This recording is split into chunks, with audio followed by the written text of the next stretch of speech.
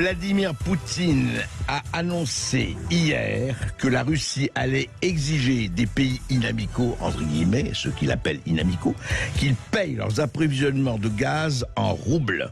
Ça y est, décision prise. Voilà, tout devra être payé en roubles. Et qu'est-ce qui se passe en ce moment pour les entreprises françaises en Russie ? Et il faut rappeler que la France est effectivement le plus important employeur et investisseur étranger en Russie. C'est 160 000 salariés. On va détailler tout ça avec Philippe Herrlin.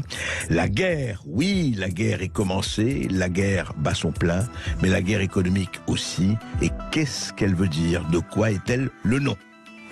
Passons à ces choses qui se passent, notamment, pas ces choses. Et qu'est-ce qui s'est passé, justement, avec l'exigence de Poutine que l'on paye, que l'Union européenne paye ses achats de gaz russe en roubles. Et nous allons évidemment parler aussi de Renault, de Auchan, de Leroy Merlin et tout ça. Avec Philippe Herrlin, économiste au CNAM, au Centre national des arts et métiers. Bonjour Philippe Herrlin. Bonjour André. Alors, Philippe, qu'est-ce qui se passe quand même? Alors c'est intéressant.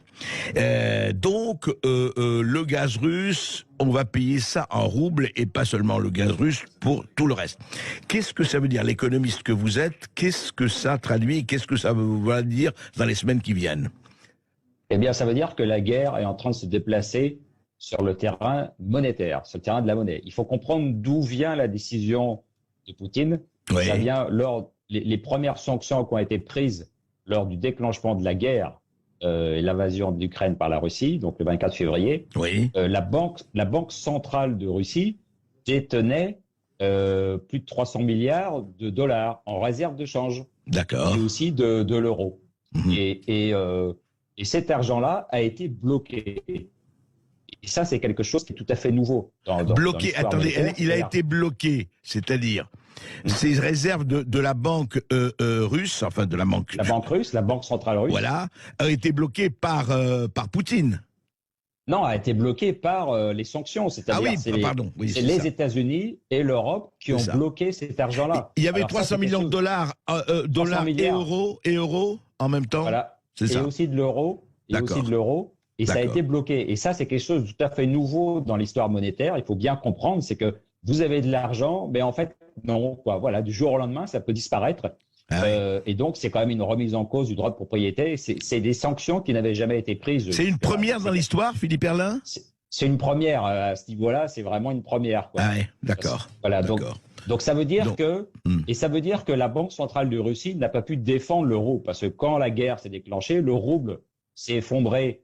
Notamment parce qu'il y avait la guerre en elle-même, mais aussi parce qu'il y avait tout un panel de sanctions. Bien sûr. Et normalement, ce que fait une banque centrale qui est confrontée à une baisse de sa propre monnaie, c'est qu'elle va en racheter avec des dollars et des euros qu'elle a en change, qu'elle a en réserve. Exact. Et là, la Banque centrale de Russie n'a pas pu utiliser les dollars et les euros qu'elle avait pour acheter du rouble. Et donc, le rouble s'est littéralement effondré.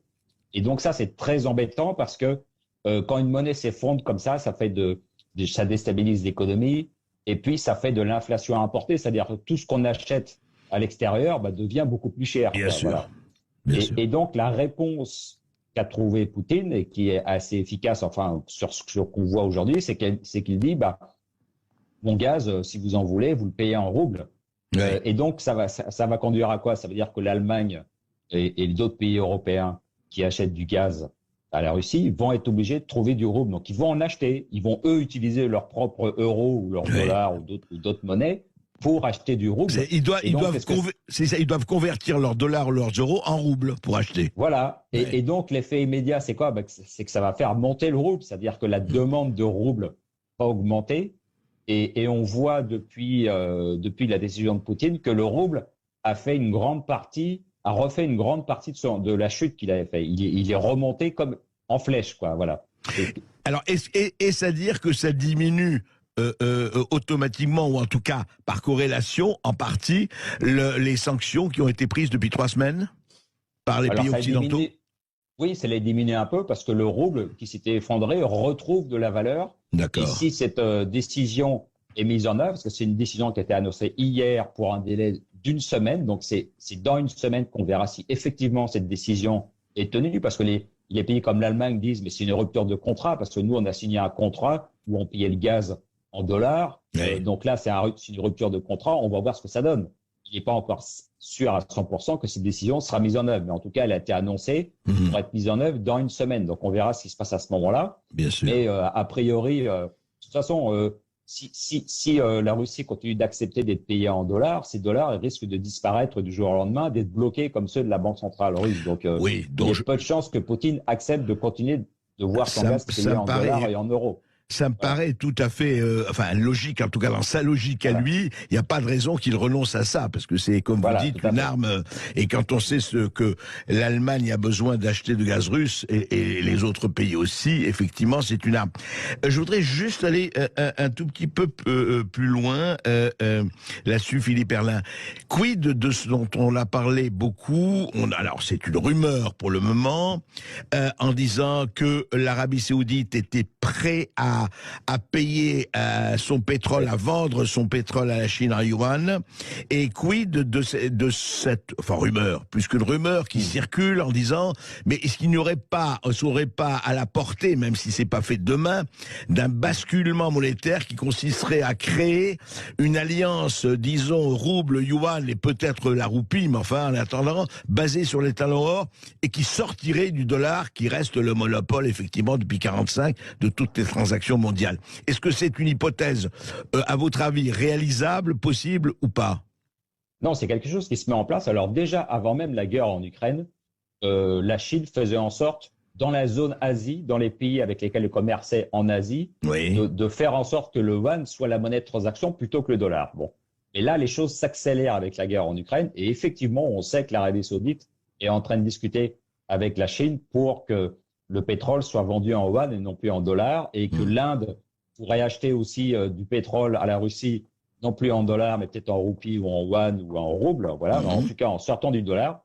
Et donc ça, ce que ça montre, c'est qu'il y a une dédollarisation du monde, parce que jusqu'ici, toutes les matières premières sont payées en dollars. Et donc ça, c'est un avantage énorme pour les États-Unis, parce que les États-Unis ont un déficit budgétaire très important, ils ont une dette élevée, ils ont une balance commerciale déficitaire. Ben, les limites, ils s'en fichent un peu, parce que comme toutes les matières premières sont payées en dollars, le monde entier a besoin de dollars. Le monde entier achète des dollars. Bien sûr. Donc, même si la situation économique est déséquilibrée, bah, tout le monde veut du dollar, donc ça soutient le dollar et ça permet aux États-Unis de continuer à avoir des déficits budgétaires énormes. Donc là, si le nombre de pays qui achètent du dollar diminue, si les achats de dollars diminuent dans le monde, au profit du yuan, du rouble et d'autres monnaies, ou de l'or aussi, qui peut être remis en circulation, eh bien, ça va diminuer le pouvoir du dollar. Et ça, c'est peut-être un effet auquel n'avaient pas forcément pensé les États-Unis. Et puis, ça risque d'avoir aussi un effet boule de neige, parce que la Chine détient, elle, 3 400 milliards de dollars. La Banque centrale chinoise détient 3 400 milliards de dollars. Et elle sait que c'est, par exemple, si elle envahit Taïwan, ces 3 400 milliards de dollars risquent de disparaître du jour au lendemain. Voilà. Et donc, la Chine va peut-être commencer à diminuer ce montant de réserves en dollars. Et d'une façon générale, tous les pays dans le monde vont savoir que s'ils déplaisent à l'oncle Sam, leurs réserves en dollars risquent d'être gelées du jour au lendemain. Et donc, ça va aussi dissuader beaucoup de pays, je pense, par rapport à leurs réserves en dollars, et plutôt de les diminuer. Donc, ça va diminuer. Donc, on voit qu'on est en train de basculer dans une guerre monétaire, voilà. Oui, c'est-à-dire, c'est un véritable basculement mondial, ça. Si ça continue dans cette tendance-là. Si ça continue, voilà. C'est un basculement, et ça va remettre en cause le pouvoir, la puissance des États-Unis. Et oui. Et l'euro, parce que l'euro a suivi les États-unis dans ces sanctions, donc l'euro ne peut pas être une solution. C'est pas une monnaie de rechange, en tout cas, dans cette. Et juste, alors, je voudrais arriver à la France, Philippe Herrlin, voir un peu, vous savez. Alors, vous écoutez donc Volodymyr Zelensky, le président de l'Ukraine, a parlé évidemment en différentiel, comme on dit, en absentiel, pour prononcer le jargon, à l'Assemblée nationale hier. Et voici ce qu'il a demandé. Écoutez. Chaque semaine, un nouveau paquet de sanctions. Les entreprises françaises doivent quitter le marché russe Renault, Auchan, Leroy Merlin et autres, ils doivent cesser d'être les sponsors de la machine de guerre de la Russie. Voilà, Renault, il a carrément nommé Zelensky, Renault, Auchan, Leroy Merlin. Alors, on a vu que Renault disait que bon, ils étaient prêts à se retirer. Auchan aussi, Leroy Merlin non, Sanofi non plus. Mais qu'est-ce que, en fait, Philippe, qu'est-ce que ça veut dire, en fait, parce qu'on sait très très bien le poids des investissements des entreprises françaises, des grosses entreprises françaises en Russie. Ça se chiffre par milliards aussi, par millions. Qu'est-ce que ça peut en donner là, avec cette espèce d'administration applaudie d'ailleurs par l'ensemble des députés? Bah, moi, je pense que ça pose un problème. Je comprends Zelensky, il est dans son rôle. Oui, mais il faudra peut-être que la France pense aussi à ses intérêts économiques, hein, parce que je signale que l'Allemagne, elle ne coupe pas ses achats de gaz à la Russie, parce qu'elle ne peut pas s'en passer. Et c'est d'ailleurs pour ça qu'un certain nombre de banques russes n'ont pas été exclues de SWIFT. C'est-à-dire toutes les banques russes qui participent justement au financement de l'achat de gaz russe par l'Allemagne sont restées dans SWIFT. C'est-à-dire que l'Allemagne, elle, défend ses intérêts, alors que la France, j'ai plutôt l'impression qu'elle est prête à les brader, alors qu'il faut bien comprendre que si, par exemple, si Leroy Merlin ou Auchan ou d'autres groupes décident de quitter la Russie, les magasins seront repris, hein, et ils seront nationalisés sans compensation par la Russie, et on changera le nom, et ensuite ça viendra des magasins de bricolage russes, et Leroy Merlin aura tout perdu. C'est ce qui s'est passé avec les McDonald's, hein. Les McDonald's, ils ont été repris par la Russie, ils ont changé de nom, c'est devenu Oncle Vania, et maintenant ils continuent de vendre des hamburgers avec les produits locaux, donc McDonald's a tout perdu. Voilà, donc si on veut que ça arrive à la France, je ne pense pas que c'est une bonne idée, parce que Renault a quand même beaucoup d'usines, il y a Total qui a investi 5 milliards dans des gisements. Si on demande à ces entreprises-là de partir, elles seront nationalisées, les équipements, tous les investissements seront récupérés par la Russie. Oui, et la Russie nationalise sans aucune compensation. Il n'y aura aucune compensation. Absolument. Voilà, absolument. Ils considèrent que c'est un abandon. Et donc, ils mettent la main sur les magasins ou sur les équipements ou les usines pour 0 rouble. Voilà. Donc, je considère que la France devrait quand même penser à défendre ses intérêts, que la question se pose si la guerre dure, je peux le comprendre dans 3 mois ou dans 6 mois, mais là, tout de suite, alors il y aura peut-être un accord de paix qui va être signé, il y a des discussions qui ont lieu en ce moment entre la Russie et l'Ukraine. Bon, peut-être qu'un accord de paix va être trouvé, et il faut l'espérer que ces guerres s'arrêtent au plus vite. À ce moment-là, les entreprises françaises pourront reprendre leur activité, et ce sera bien. Plutôt que de les brader maintenant, alors qu'on ne sait pas le temps que ça va durer, je trouve ça c'est vraiment suicidaire pour les intérêts économiques français. Oui, c'est-à-dire, en fait, on ne raisonne plus, on a l'impression, c'est l'émotion du moment, et on comprend qu'il y ait cette émotion. Enfin, comme vous dites, il y a ce problème de l'intérêt. Restez avec nous, Philippe Herlin, on fait une toute petite pause et on continue. Ici, Sud Radio. Les Français parlent au français.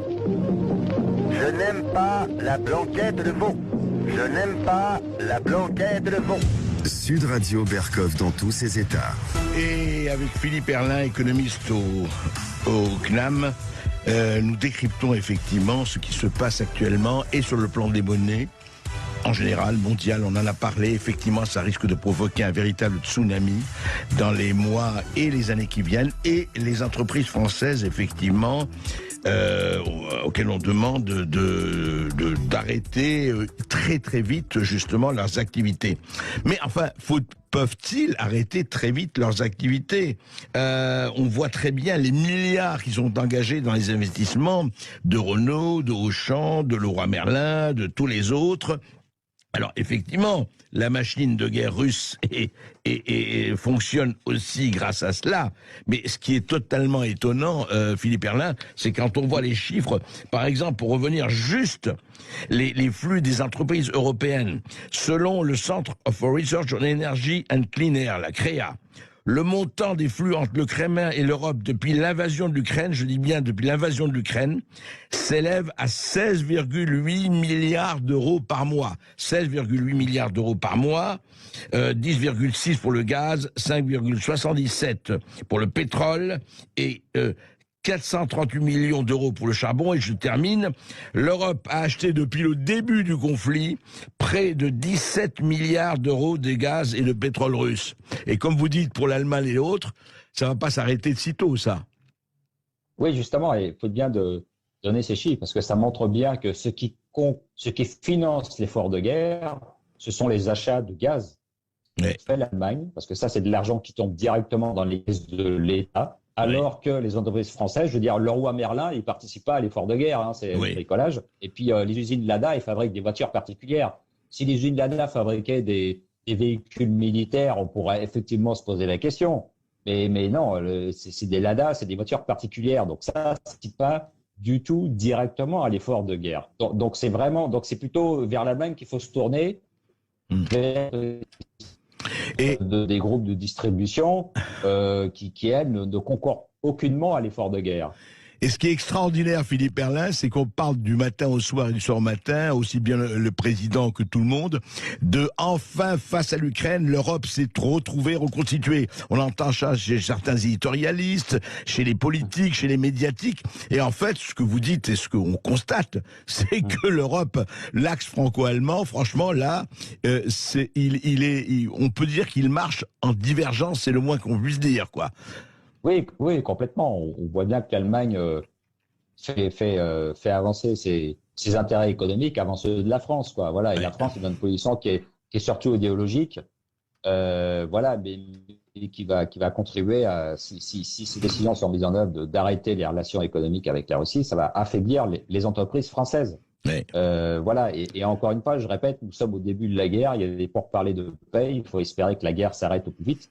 Et voilà, qu'on se pose cette question dans 6 mois, je veux bien, mais qu'on se la pose maintenant, vous avez tout à fait alors raison. Que la guerre va peut-être s'arrêter dans quelques semaines. Et voilà, il est urgent d'attendre, de voir ce qui va se passer. Ah, encore faut-il que les gens comprennent qu'ils fassent un peu de politique et qu'ils ne fassent pas uniquement sur le nez sur le guidon, au hasard de l'émotion et au doigt mouillé. Merci Philippe Perlin, on reparlera de tout ça, en tout cas on va suivre tout ça.